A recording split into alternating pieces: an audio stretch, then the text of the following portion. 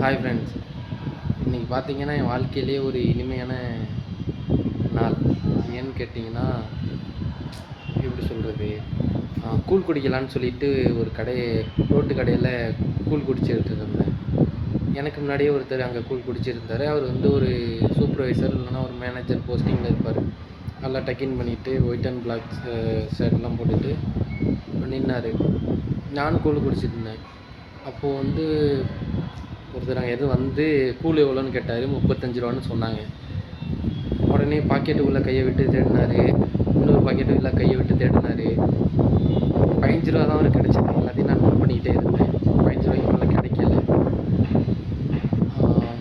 என்னை பார்த்தாரு. நான் குடிங்க அப்படின்னு சொன்னேன். கூழ் குடிங்க பரவாயில்ல அப்படின்னு சொன்னேன். ஆனால் அவர் காதில் விழுகலை. உடனே என்னை பார்த்து ஒரு பயம் கலந்த ஒரு பார்வையோடு பார்த்தாரு. மறுபடியும் பரவாயில்ல குடிங்க அப்படின்னு சொன்னேன். அவருக்கு அது புரியலை. ஒரு மாதிரி பயந்தாப்புலேயே நின்னார். அப்புறம் பக்கத்தில் அந்த மேனேஜர் போஸ்டிங்கில் இருப்பார் அப்படின்னு சொன்னாங்க.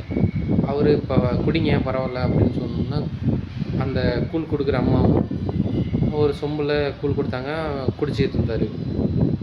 அப்போ வந்து அந்த கூழ் விற்கிற அம்மா சொன்னாங்க, காசுன்னு யார் கேட்டு வந்தால் நான் தரமாட்டேன், ஆனால் இது மாதிரி பசின்னு வந்தால் கண்டிப்பாக தந்துடுவேன். அவர் காசு இல்லைன்னு சொல்லியிருந்தா இது நான் கண்டிப்பாக கொடுத்துருப்பேன் அப்படிங்கிற மாதிரி சொன்னாங்க. நானும் அதான் சொன்னேன், காசுன்னு யாரும் கேட்டு வந்தால் நான் அதை கொடுக்க மாட்டேன். கண்டிப்பாக நானும் இது மாதிரி பசின்னு வந்தால் நானும் கொடுப்போமா, கொடுக்குறது தப்பே இல்லை அப்படின்னு. நான் கூழ் குடிச்சிக்கிட்டே இருக்கும்போதே நான் தான் முதல்ல குடிங்க பரவாயில்லன்னு சொன்னேன். ஆனால் நான் குடிச்சிட்டு இருக்கும்போதே அந்த இன்னொருத்தர் இருந்தார்ல என் கூட மேனேஜர் போஸ்டிங்கில் இருக்கிற மாதிரி இருந்தாருன்னு சொன்னேன்ல, அவர் பே பண்ணிட்டார். அவருக்கும் சேர்த்து, காசு இல்லாதவருக்கும் சேர்த்து. நான் ஏன் பே பண்ணீங்க அப்படின்னு கேட்டதுக்கு, பரவாயில்லப்பா அதெல்லாம் பிரச்சனை அப்படின்னு சொன்னாங்க. அப்போ அந்த இடத்துல அதான் எனக்கு தோணுது ஒன்று தான், இன்னமும் அந்த சொல்லுவோம்ல மனிதநேயம், ஹியூமனிட்டி, அது இருக்குது, எல்லாருக்குள்ளேயும் இருக்குது. ஆனால் யாரோ ஒரு சிலர் செய்கிற ஒரு விஷயத்தினால அது என்னென்னா, அது ஏன்டா இவங்களுக்கெல்லாம் உதவி செய்யணும் அப்படிங்கிற மாதிரி எல்லோரும் நினச்சிட்டு போயிடுறாங்க.